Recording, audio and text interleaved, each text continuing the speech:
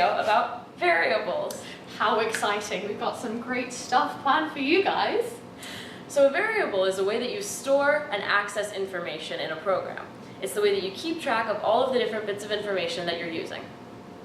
Now, whenever we create a new variable in your program, which you'll be doing quite a bit of, the first step is declaration. And declaration happens because of one very special word, let. Whenever you see let, you should automatically be thinking, whatever comes next is the creation of a new variable. So this week is very exciting because we're saying hello to our new friend Florence, who in this case is going to be a number.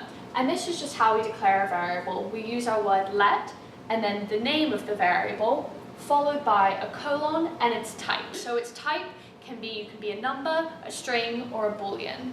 And that just tells us what kind of information we're going to be storing in a variable with this name. So here we might be storing, say, the category of Florence, what category storm it is.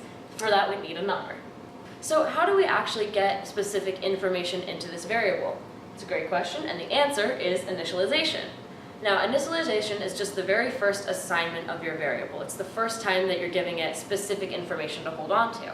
To do so, we want to use another magic symbol, in this case, the equal sign. Bing.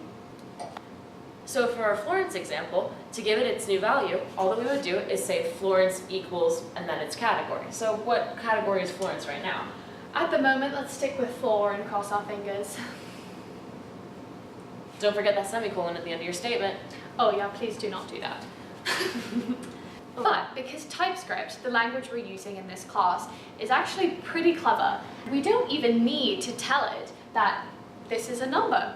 TypeScript will already know if you initialize Florence to 4, it will already assume that Florence is a number. So we can actually combine these two into a single line. And that line of code would look like this. So these two statements, declaring and initializing our variable Florence, we can do all in one line of code. So by saying let, we're still declaring a new variable, and then we're initializing it with this equal sign and giving it its first value of 4. So now we have a place in memory called Florence that is storing the number 4. And they say magic isn't real. So the final piece to this mysterious variables puzzle is this word here, assignment. We've already seen a bit of assignment today, and it comes in the form of initialization. So initialization is just the first assignment of the variable. Because of this, assignment will use that same exact magic symbol that initialization does. You're always going to use the equal sign when you're assigning a value to a variable.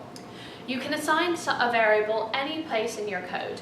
So, for example, if we hear that Florence actually has picked up a bit of steam and is coming straight at us with a category 5, well, good luck to us all then, but we could also assign our variable Florence to be 5.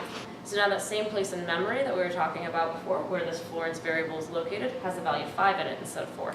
An important note to remember is that whenever we assign our variables, we don't need this let keyword. Let only occurs when you're first declaring the variable to exist. That's all, folks. Congratulations, you now know about variables. It's just colored on your hand. Nope, you're fine, don't worry. It's all in a day's work. Delete, that's all, folks. Thanks for watching.